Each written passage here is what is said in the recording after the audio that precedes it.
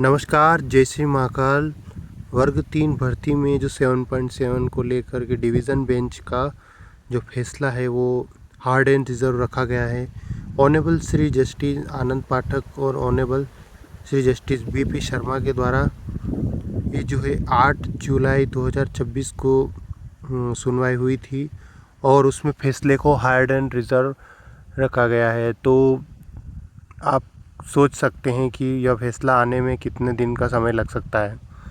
अब यहाँ पर देखा जाए तो सभी प्रकार की दलीलें सुनी जाएगी, सभी जो लिखित में जो सभी से जितनी भी आईए लगी थी उनसे मांगा जाएगा और जज साहब को थोड़ा समय लग सकता है इसमें, क्योंकि फैसला एकदम से नहीं दिया जा सकता। तो मान के चलिए कि हो सकता है 1 महीना भी लग जाए और हो सकता है कि 20 दिन भी लग जाए, तो 1 से 1.5 महीना मान के चलेंगे कि इसको आने में समय लग सकता है।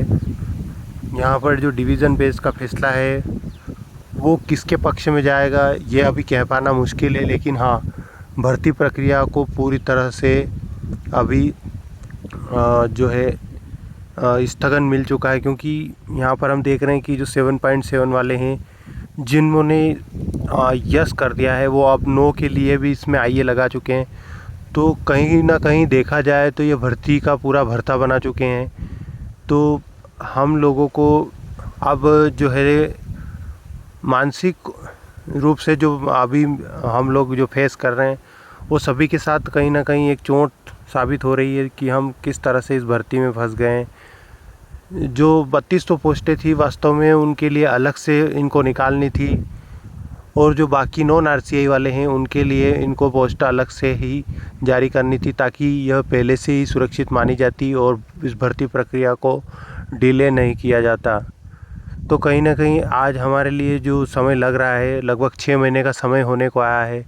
कितनी न्यूज़ और कितनी सारी चीज़ों में छप गया है ये मामला कि किस तरह से वर्ग 3 की भर्ती परीक्षा में 7.7 की कंडी का जो विशेष शिक्षा में प्रारंभिक शिक्षा में डिप्लोमा के लिए जो अर्हता है वो 14,000 अभ्यर्थी जो है वो पूरी नहीं कर पा रहे हैं। तो उनको उनमें से कुछ लोगों को बाहर किया जा रहा है, जिनके पास वास्तविक डिप्लोमा है उन्हें ही अंदर किया जाएगा। ऐसी जो चीज़ें तमाम सारी चीज़ें आ रही है, तो क्या अब हमारी भर्ती प्रक्रिया और डिले होगी?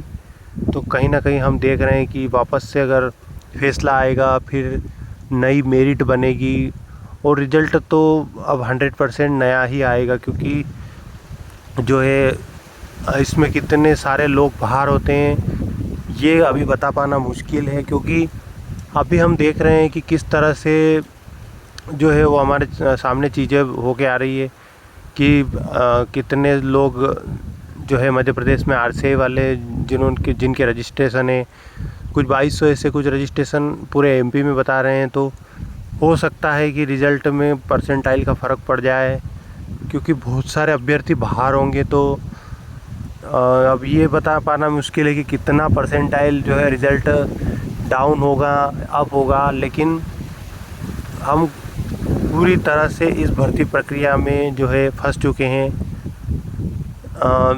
अब यह पूरी तरह से भर्ती जो है वो आगे ही बढ़ेगी। नई मेरिट सूची आएगी, फिर डीपीआई के पास नई मेरिट सूची जाएगी, फिर वो लोग कितना समय लगाते हैं डीवी कराने में। तो ये प्रक्रिया बहुत ही लंबी होने वाली है। हम लोगों के द्वारा बहुत सारी मेहनत की जाती है, तैयारी की जाती है, कई सालों से इंतज़ार किया जाता है और हमारे साथ जो है वो अन्याय किया जाता है इस तरह से।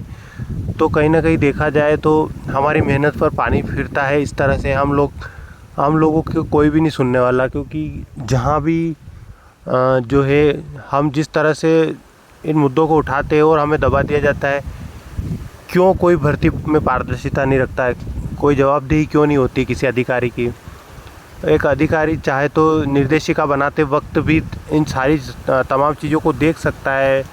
इन सारी चीज़ों के बारे में निर्णय लेने से पहले वो अदर स्टेट अन्य राज्यों से भी प्रेरणा ले सकता है कि किस तरह से अगर अन्य राज्यों में भर्ती परीक्षा हुई या कोई सी भी भर्ती परीक्षा में वो अधिकारी क्यों ही बना। अधिकारी को अगर इस तरह की सारी चीज़ें समझ में नहीं आती तो उसे कोई अधिकार नहीं कि वो सारी चीज़ें करे। तो कहीं ना कहीं देखा जाए तो ये जिन जो अभ्यर्थी क्वालिफाई चयन हो चुका है उनके साथ अन्याय हुआ है, बिल्कुल ही उनके साथ दुर्व्यवहार हुआ है। एक तरह से उनको मानसिक सामाजिक प्रताड़ना भी झेलनी पड़ रही है।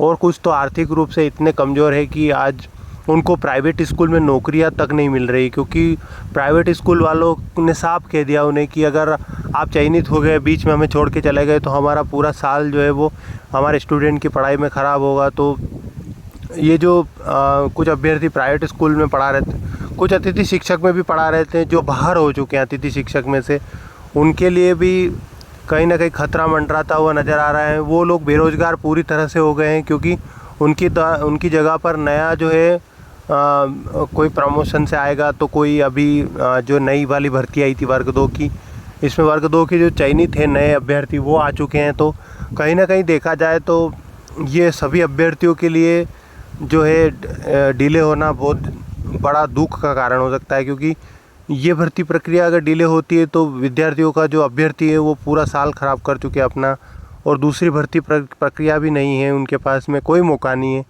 जो प्राइवेट स्कूल हैं वो भी अब दूसरे टीचर को रख लेते हैं, क्योंकि उनको पता है कि अगर ये बीच में छोड़ के जाते हैं तो हमारी जो स्कूल का वो पढ़ाई का जो सिस्टम है वो ख़राब होगा।